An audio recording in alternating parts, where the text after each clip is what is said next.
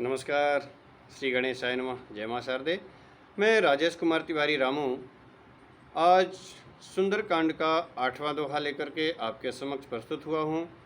8वें दोहे का अर्थ क्या है, इसके फ़ायदे क्या हैं, वो बताना चाहूँगा। इससे पहले मैंने 7 दोहों के साथ अलग अलग वीडियो बना करके डाले हैं। आशा करता हूँ कि आप लोगों को पसंद आए होंगे।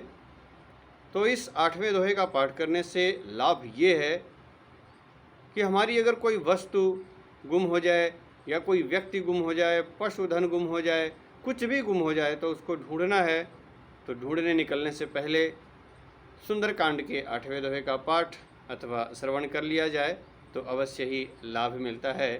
आइए सुनते हैं सुंदरकांड का 8वां दोहा। असमें अधम सखा सुनो, मोहु पर रघुबीर, कीन्ही कृपा सुमिर गुण भरे बिलोचन नीर। जानत हूँ अस स्वामी बिसारी, फिर हित कहे न होहि दुखारी राम। यही विधि कहत राम गुण ग्रामा, पावय निर्वाच पाच विश्राम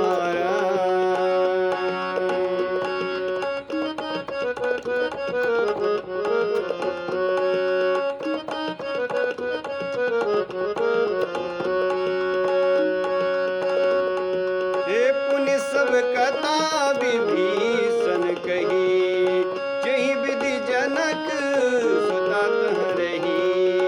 तब हनुमंत कहा सुनि भ्राता, देखी चहु जानकी माता। जुगति विभीषण सकल सुनाई, चलो पवन सुत विदा कराई।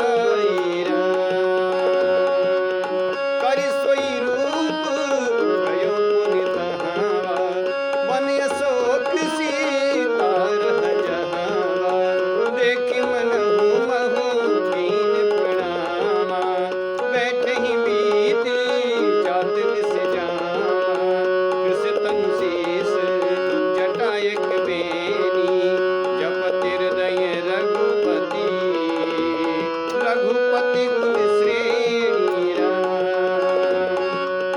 निज पद नयन दिए मन रामा।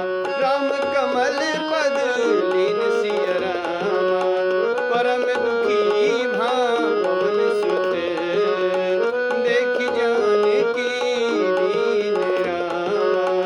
जानत हूँ अस स्वामी बिसारी, फिर हित काहे न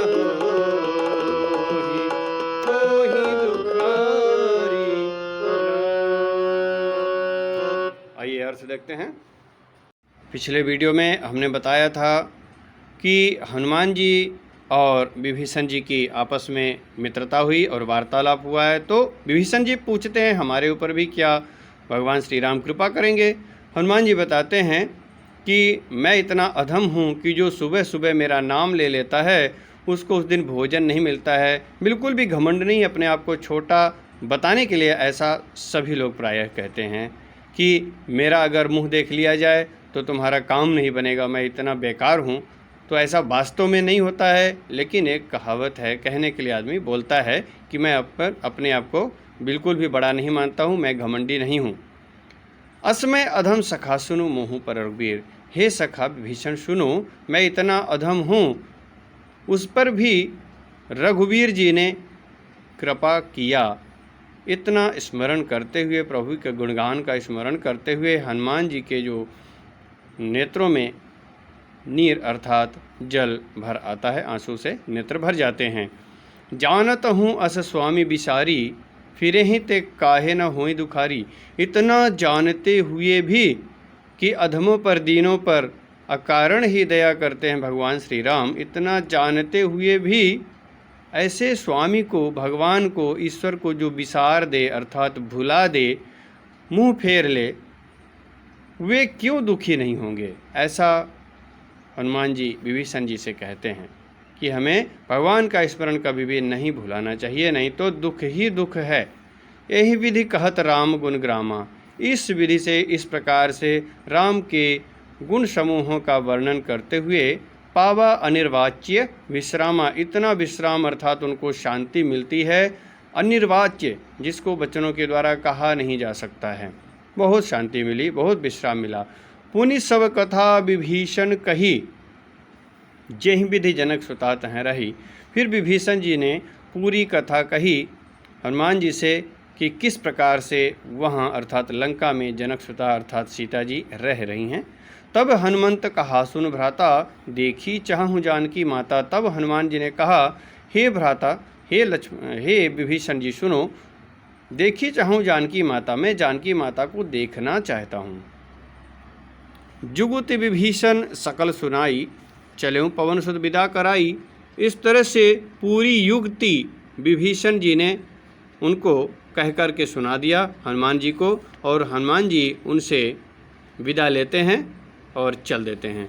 करि सोई रूप गयऊँ पुनि तहवा। करि सोई रूप, सोई रूप मतलब कौन सा? अभी उन्होंने ब्राह्मण का वेश बना लिया था, अब दोबारा सूक्ष्म रूप में आ गए। मशक समान रूप कपिधरी, वो मशक के समान, मच्छर के समान, बिलाव के समान रूप उन्होंने दोबारा बना लिया।